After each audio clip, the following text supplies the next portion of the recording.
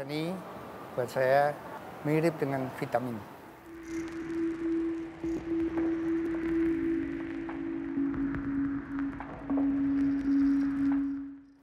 Karya yang paling baru saya buat untuk pameran di sini, saya buat di tahun 2019.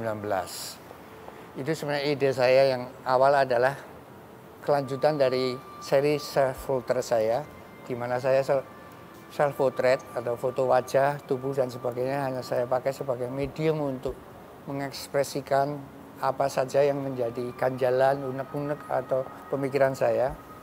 Dan saya di situ bisa bukan mempresentasikan diri saya aja, atau foto, apalagi foto fisik aja, tapi lebih ke ide yang akan saya sampaikan, misalnya mengkritik. Dalam hal ini saya sebenarnya waktu itu saya buat dalam masa-masa saya merasa terganggu dengan dunia politik.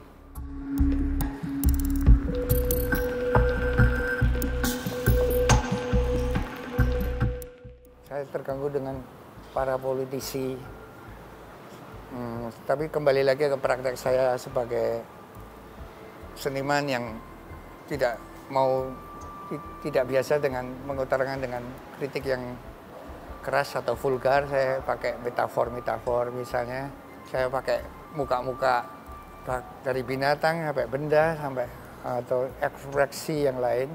Saya lihatnya begini, karena saya sebagai manusia atau juga politisi sebagai manusia itu punya kecenderungan untuk tidak konsisten atau bisa berbuat apa aja sesuai dengan apa yang diinginkannya, dengan menghalalkan segala cara, misalnya dengan menekan apa gitu. Jadi sebenarnya semacam kritik saya kepada tentang tindakan yang menghalalkan segala cara dan tidak punya sikap, tidak punya komitmen dan sebagainya, sebenarnya begitu ya.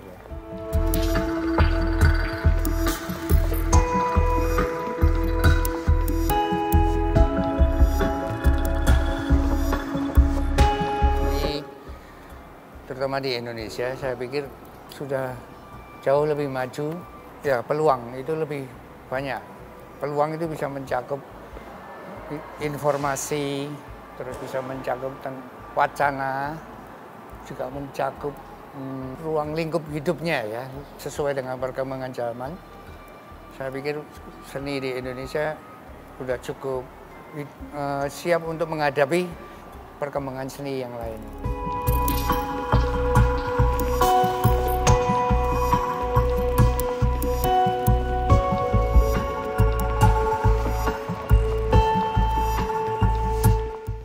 Mungkin yang belum kita punyai adalah, kalau dalam pengamatan saya, adalah infrastrukturnya.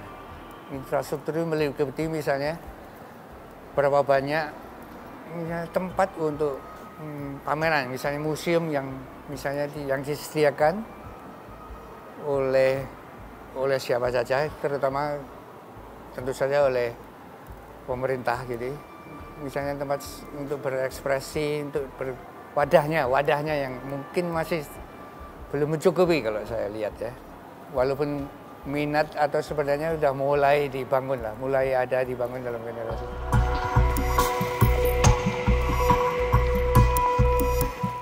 Keterbukaan terhadap pengetahuan, terhadap informasi, terhadap perkembangan zaman, itu sebenarnya tantangan. Kita bisa aja jadi, misalnya sudah hidup di zona nyaman terus males-malesan atau merasa sudah cukup, merasa sudah ahli. Saya pikir kalau buat saya yang paling penting minat belajar itu, saya pikir tetap harus dipelihara, paling nggak harus di maintenance, dipelihara supaya tetap ada. Jadi tidak cepat puas, atau harus ada minat atau semangat untuk terus belajar. Menurut saya itu yang paling penting.